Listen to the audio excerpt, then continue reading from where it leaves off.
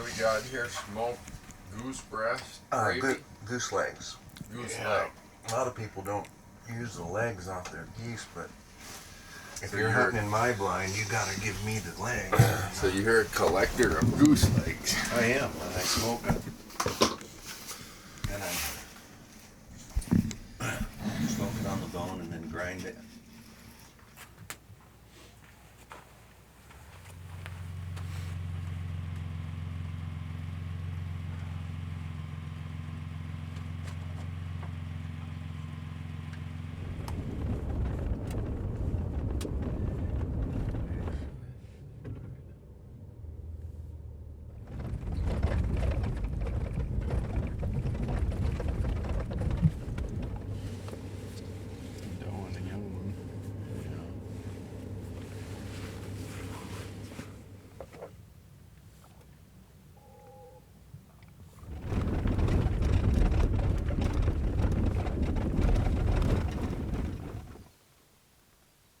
It's a buck.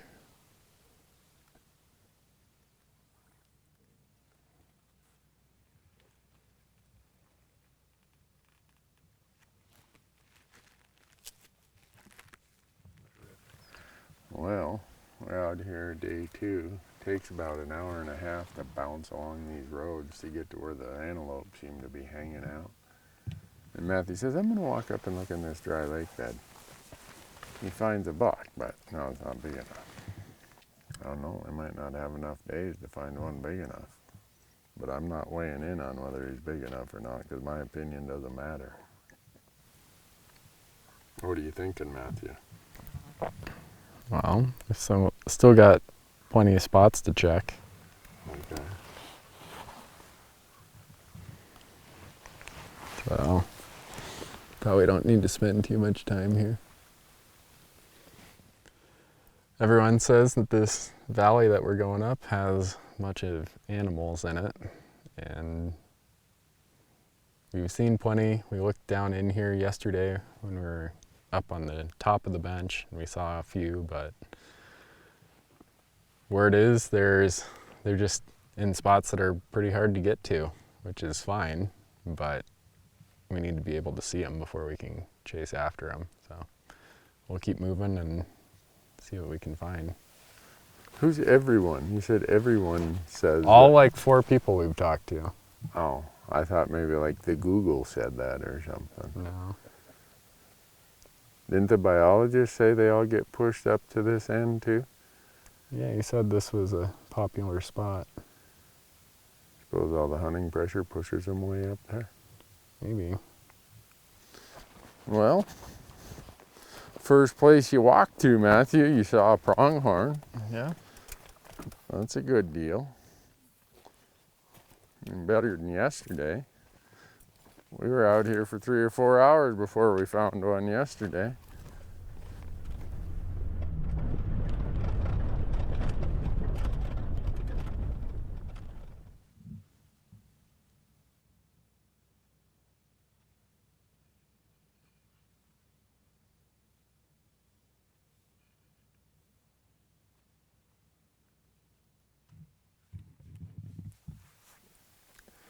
Well, we came out to this spot that Matthew had said, hey, this is where everyone claims you gotta be. Well, we got right to this knoll. We can look out into this dry lake bed, and there's 120 antelope out here.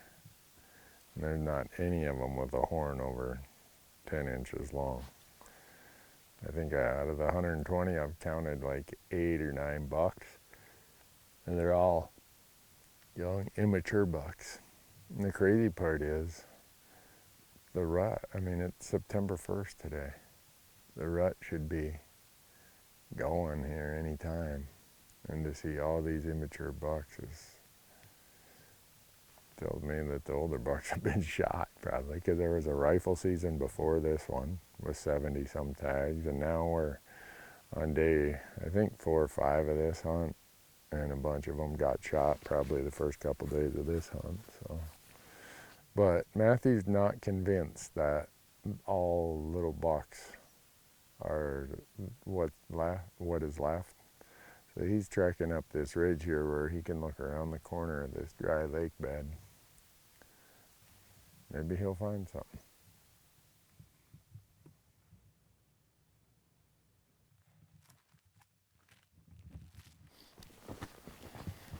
What did you find?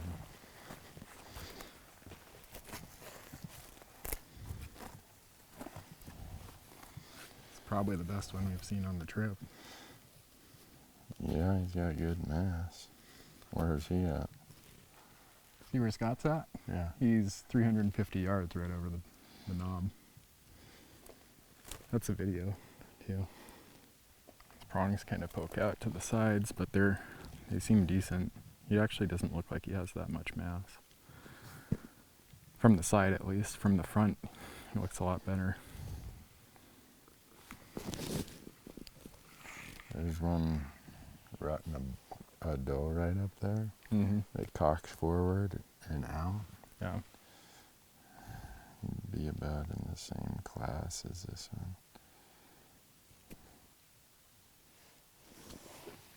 Is he still there?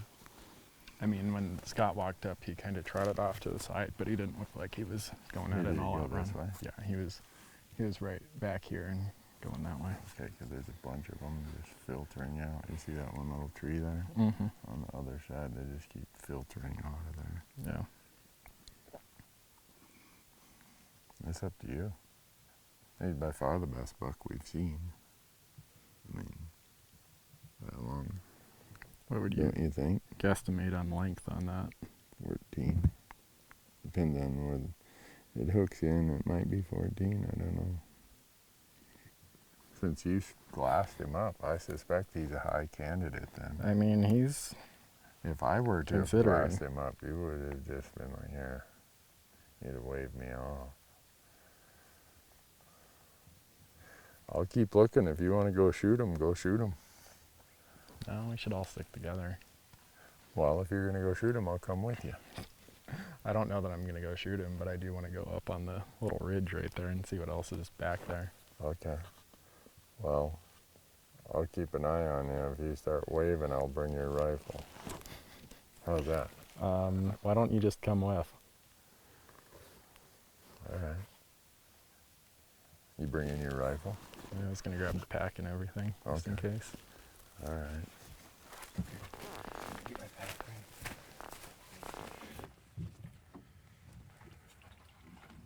Morning, Way too hot for this. Yeah.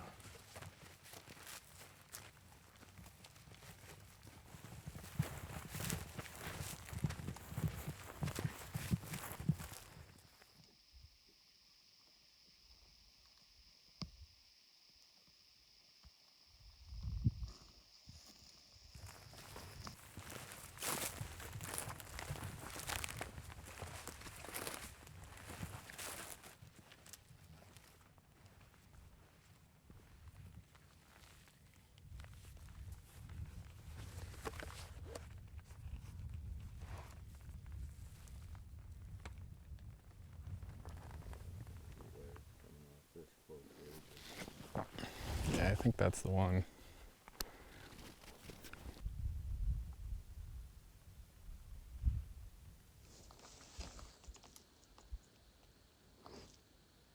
This prongs kind of hook in. Yeah.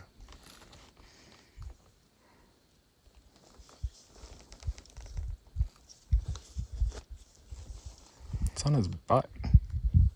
His back. I don't know. You got something going on there. Just the wind blowing the fluff up. No. Oh, someone shot this doe. What? See this doe limping to the left? She's all bloody. The right here, this one, facing us. Really? Yep. Someone, see how she's limping? She's got a big blood spatter on her left front shoulder.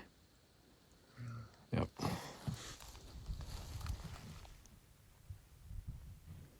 No, I don't think that was him.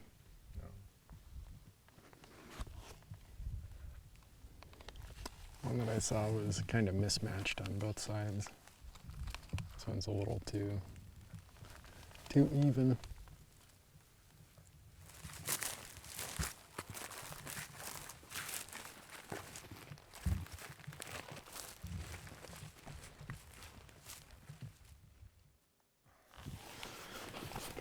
So we stood around here and we looked at this guy for a while. He's the one that I saw when I was walking up, and he's definitely the best one we've seen so far, but still not quite what we were hoping to find when we drew the tag. So I'm gonna let him go, and know that there's plenty of options out in this section for the future. We'll probably come back here this evening, I'd imagine.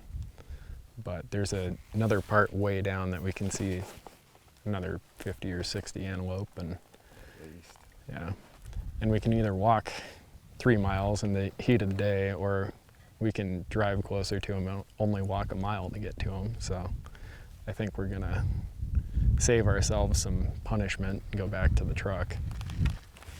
I think you're making the right decision on the second day. You still got 2 more days. I mean, if you want. Tomorrow evening I'd be shooting him, but Oh yeah.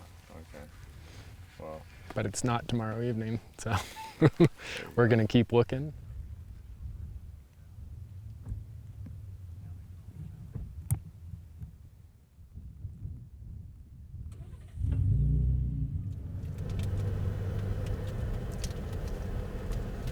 It's strange to see this many antelope and not have at least one buck 3 years or older.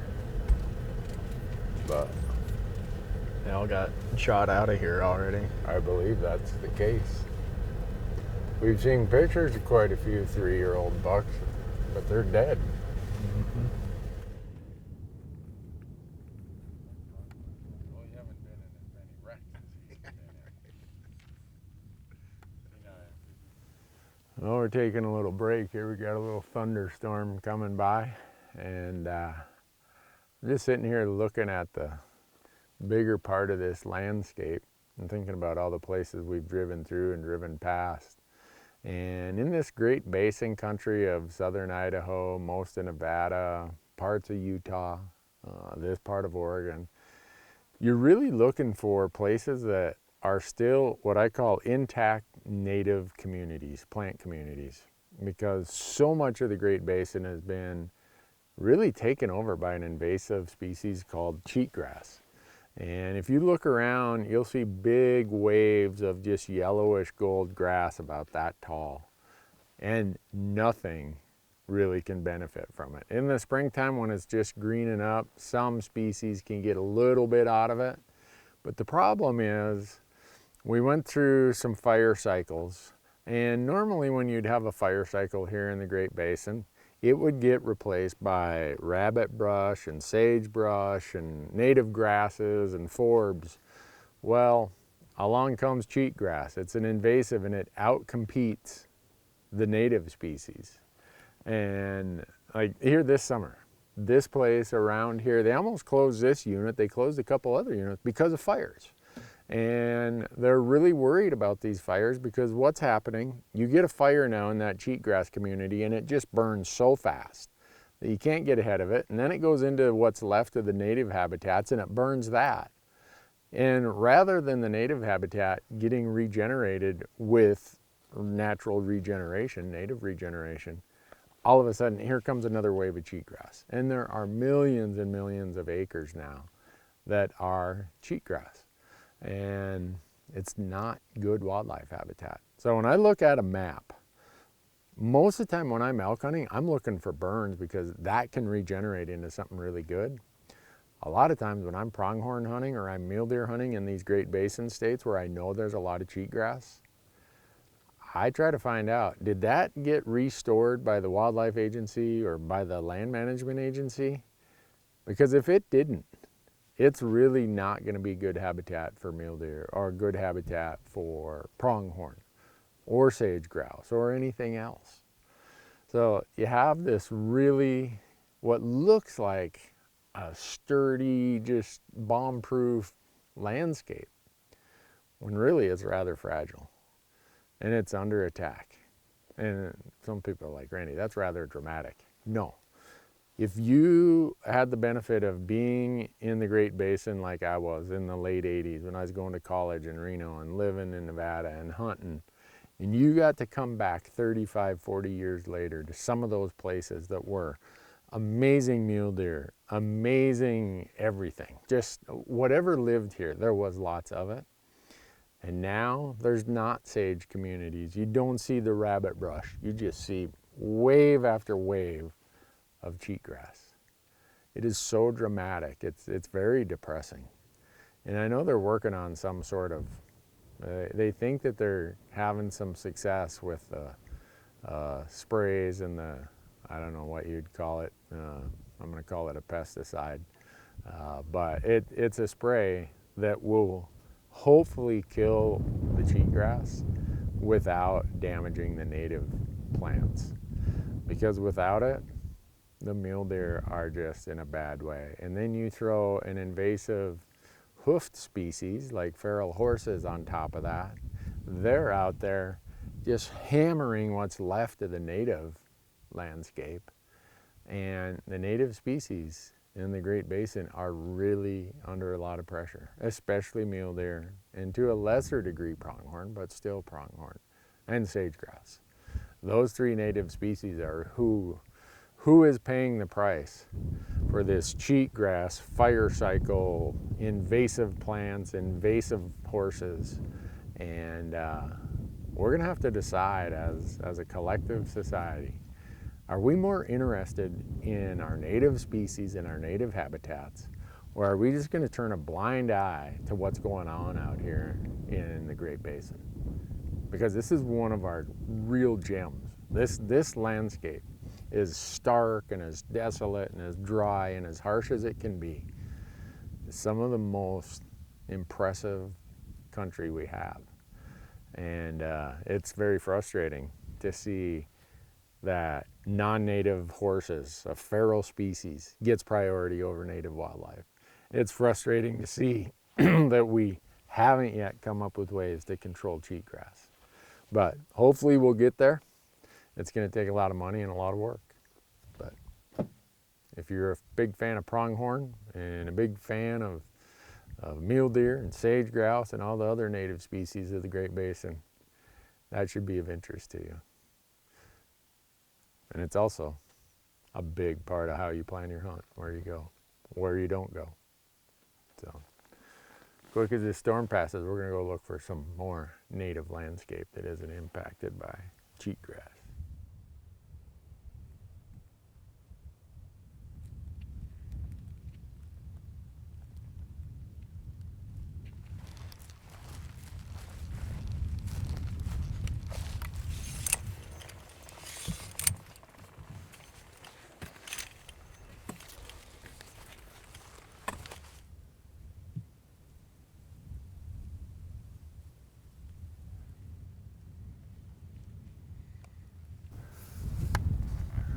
Well, Matthew, I like the idea of hiking in here.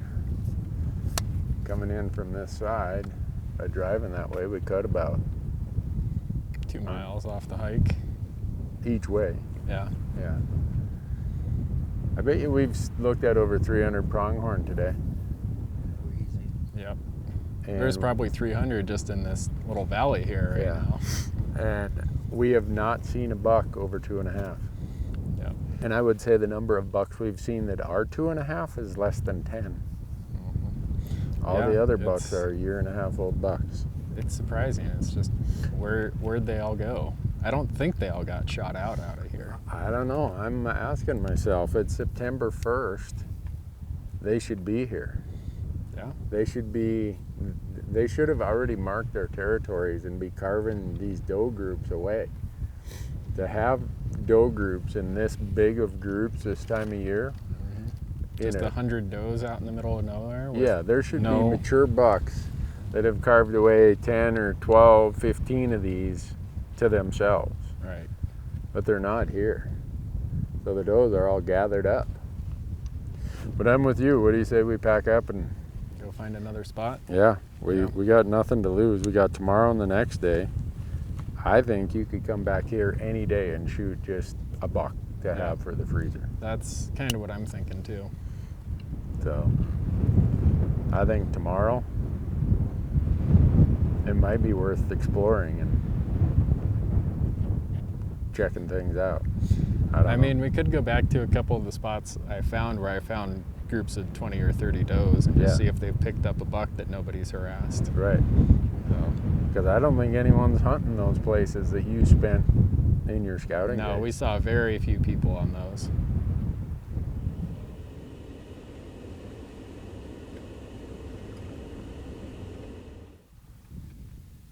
Hunt's about halfway over, Matthew. Yeah. Seen a lot of animals today. Boy, today we saw a ton of pronghorn. We went where the biologist said to go, and they were right. There were Yeah. plenty there, but just nothing. Yeah. Should have shot that one at 300 yards or whatever. It stared at us for an hour. Yeah. Yeah. Well, you had opportunities. It's not that.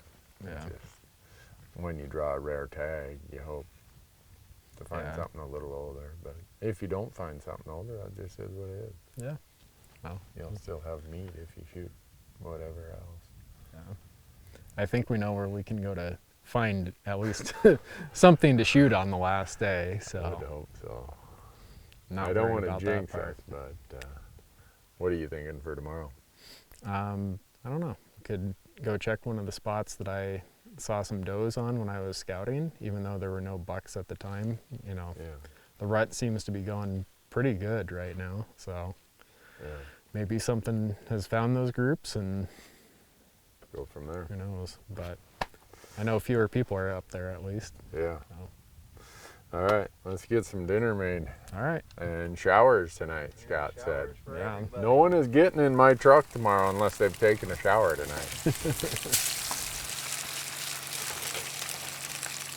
I was going to. Yeah. Probably be fine. I think we should have pan fried them all. It's possible. Huh? That actually looks pretty good. Looks good? That looks delicious. Looks better than I thought it was gonna look. Whew! Better bring that inside before a bat flies into the field.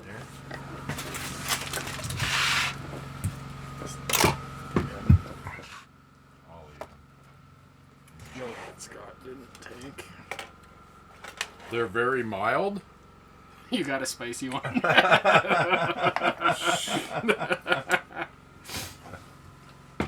What the hell are you trying to do? Boy.